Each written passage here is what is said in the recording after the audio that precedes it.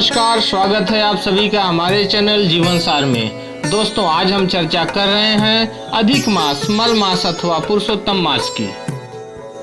चर्चा को आगे बढ़ाने से पहले मैं आपको बता दूं कि अधिक मास कौन सी तारीख से प्रारंभ हो रहा है और यह कितने तारीख तक रहेगा। तो दोस्तों, 18 सितंबर दिन शुक्रवार से यह प्रारंभ हो रहा है और 16 अक्टूबर दिन शुक्रवार को यह समाप्त हो रहा है। वैसे तो अधिक शब्द जहाँ भी इस्तेमाल होगा, निश्चित रूप से वह किसी तरह की अधिकता को व्यक्त करेगा। हाल ही में अधिक मास शब्द आप काफी सुन रहे होंगे।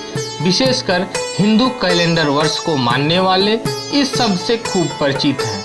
जब किसी मास में दिनों की संख्या 2 मास के बराबर हो जाए तो वह अधिक मास होता है। इसकी विशेषता यह होती है कि इसमें सूर्य एक अमावस्या से दूसरी अमावस्या के बीच सूर्य का राशि परिवर्तन यानी संक्रांति नहीं होती। यानी कह सकते हैं कि जिस माह में सूर्य संक्रांति नहीं होती उस मास को अधिक मास, पुरुषोत्तम मास, मल मास आदि नामों से जाना जाता है। शास्त्रानुसार इस माह में मांगलिक कार्य नहीं किए जाते, बल्कि धार्मिक अनुष्ठान, स्नान, दान, उपवास आदि धर्म कर्म के कार्य ही किए जाते हैं। आखिर कैसे होती है अधिक मास की गणना? दरअसल सौर वर्ष जहां सूर्य की गति पर आधारित है, तो चंद्र वर्ष चंद्रमा की गति पर। अब सूर्य एक राशि को पार करने में 30.44 दिन का समय लेता है। इसी प्रकार 12 राशियों को पार करने यानी सौर वर्ष पूरा करने में 365.25 दिन सूर्य को लगते हैं। वहीं चंद्रमा का एक वर्ष 354.36 दिन में पूरा हो जाता है। लगभग हर 3 साल बाद 32 माह 14 दिन 4 घटी बाद चंद्रमा के यह दिन लगभग 1 माह के बाद। इसलिए ज्योतिषी गणना को सही रखने के लिए बाद चंद्र मास में एक अतिरिक्त माह जोड़ दिया जाता है। इसे ही अधिक मास, मल मास या पुरुषोत्तम मास कहा जाता है। आखिर किस चंद्र मास में होता है अधिक मास? आइए जानते हैं। ज्योतिषी गणना और शास्त्र सम्मत मत के अनुसार चैत्र मास से लेकर अश्विन मास तक यानी प्रथम 7 मासों में ही अधिक मास हो सकता है। अश्विन माह के पश्चात पड़ने वाले कार्तिक, मंगसर या मार्गशीर्ष और पौष मास में 6 मास हो सकता है। हालांकि 6 मास कम ही होते हैं। चंद्रवर्ष के अंतिम 2 माह माघ व फाल्गुन में कभी भी अधिक मास या 6 मास नहीं होते।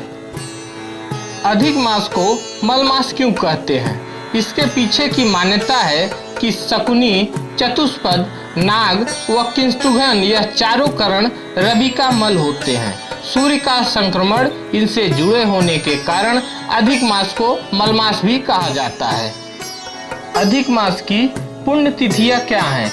अधिक मास की शुक्ल पक्ष की एकादशी पद्मिनी एकादशी तो कृष्ण पक्ष की एकादशी परमा एकादशी कहलाती है। मान्यता है कि इन एकादशियों के व्रत पालन से नाम व प्रसिद्धि मिलती है और व्रती की मनोकामना पूर्ण होने के साथ खुशहाल जीवन मिलता है। अधिक मास में क्या करना चाहिए, क्या नहीं करना चाहिए, आइए वो जानते हैं। अधिक मास में क्या न करें, सबसे पहले इस पर बात करते हैं।